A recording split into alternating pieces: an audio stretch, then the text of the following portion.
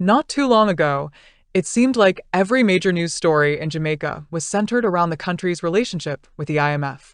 However, in recent years, discussions about the IMF have significantly faded from the national conversation. So, what changed? Why is the IMF no longer a prominent topic in Jamaica? What happened? Jamaica faced decades of economic hardship that nearly crippled the country.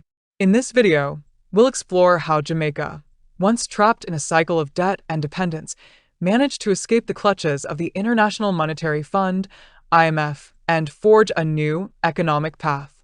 After gaining independence in 1962, Jamaica had high hopes for economic prosperity and for a period enjoyed strong economic growth and achieved middle-income status quickly. But 3 decades later, income started to flatline. Like many newly independent nations, the country struggled with managing its economy.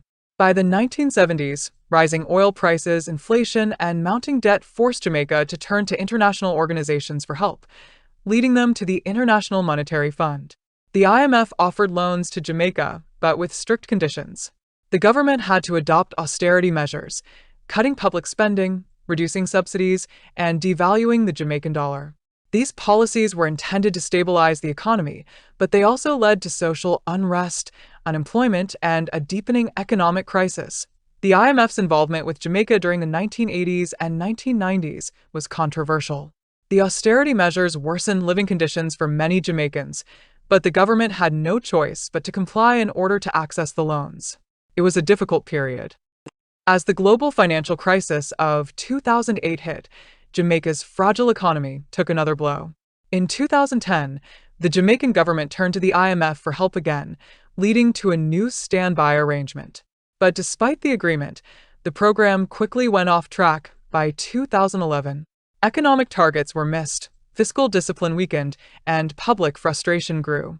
The 2011 IMF program faltered because of several factors: a lack of political will to carry out necessary reforms, growing public resistance to austerity, and challenges in meeting the debt obligations. This put Jamaica in an even more vulnerable position. With the IMF program going off track and the economy continuing to struggle, a new approach was needed. In 2013, under Prime Minister Portia Simpson Miller, Jamaica agreed to a new deal with the IMF, this time with a crucial addition: the establishment of the Economic Program Oversight Committee, or HEPOC. HEPOC was a groundbreaking initiative. For the first time, key stakeholders from the private sector, labor unions, academia, the media, and the government came together to hold the administration accountable for its reform commitments.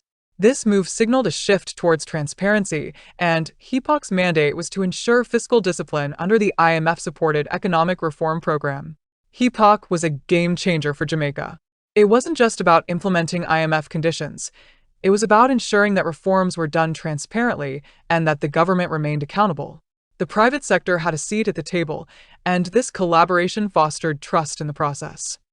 With HEPOC's oversight, strict fiscal discipline, a wage freeze for public servants, and a focus on reducing debt, Jamaica slowly started to turn the tide. By 2019, the country had successfully completed its IMF program and graduated without the need for additional loans, a monumental achievement. Jamaica's ability to reduce its debt and escape the IMF's oversight was a result of tough policy decisions and sacrifices by the Jamaican people. The country showed that it could manage its own affairs and build a more sustainable economic future. Today, Jamaica stands on firmer economic ground. The country's debt-to-GDP ratio has fallen significantly, and there's a renewed focus on economic growth through entrepreneurship, tourism, and technology.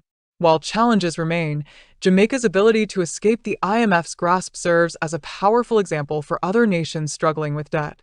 Jamaica's path from economic turmoil to financial stability wasn't easy, but through determination and the will of the Jamaican people, the country has reclaimed its economic independence. It's a story of hope and perseverance, proof that no matter how deep the struggle, recovery is possible.